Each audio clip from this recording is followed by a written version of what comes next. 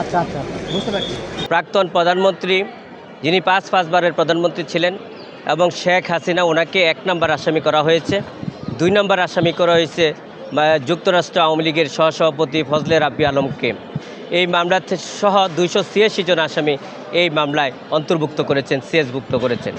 আপনারা দেখেছেন যে এই মামলার যে বাদী উনি নিজেই আবার আয়ু, অর্থাৎ নিজেই বাদী, নিজেই আয়ু, নিজেই প্রসিকিউশন, এইভাবে বা একটি জুডিশিয়াল চলতে পারে না। সেইভাবে সম্পূর্ণভাবে আইনের শাসনের পরিপন্থী হয়েছে, মানবাধিকার লঙ্ঘিত হচ্ছে বলে আমি মনে করি।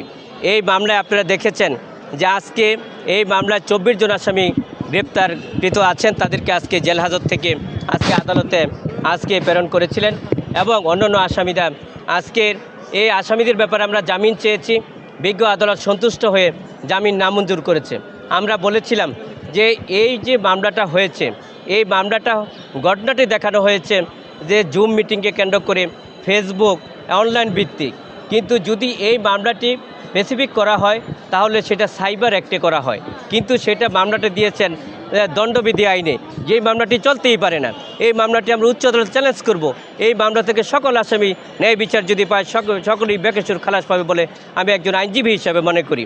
আমি এতটুকু মনে করি যে এই মামলাটি আপনারা দেখেছেন যে আমরা আদালতে বলেছি যে আমাকে সাজা দিবেন কোন ধারায়, সে কি সাইবার ধারায় নাকি দণ্ডবিধির ধারায়। সুতরাং আইনের শাসনের সম্পূর্ণভাবে পরিপন্থীভাবে এই মামলাটি করা হয়েছে, যেখানে ১ নম্বর আসামি করা হয়েছে প্রাক্তন প্রধানমন্ত্রী শেখ হাসিনাকে।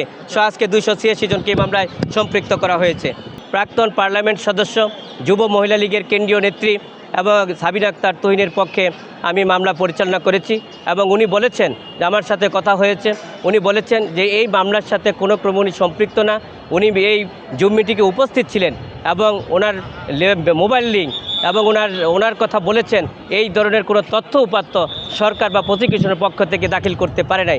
শুধু উদ্দেশ্য প্রণোদিতভাবে এই মামলা তাকে সম্পৃক্ত করা হয়েছে, যা সম্পূর্ণভাবে আইনের শাসনের পরিপন্থী।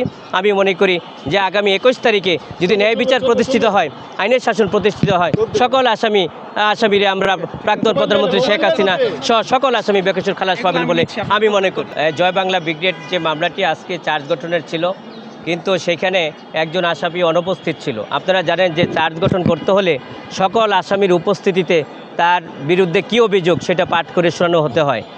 সুতরাং যে আসামি অনুপস্থিত থাকার কারণে আজকে চার্জ গঠন হয়নি এবং আমরাও চার্জ গঠনের জন্য একটা টাইম পিটিশন দিয়েছি এবং সে আদালত সেটা মঞ্জুর করেছেন। সেই জন্য আগামী 21/1/2026 তারিখে পরবর্তী ডেট রেখেছেন চার্জ গঠনের জন্য।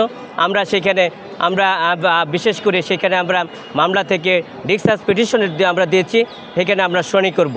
আমরা আশা করি যে এইখানে আইনের শাসন যদি প্রতিষ্ঠিত হয়, ন্যায় বিচার প্রতিষ্ঠিত হয়, তাহলে সকলেই আসামি এই মামলা থেকে অব্যাহতি পাবেন।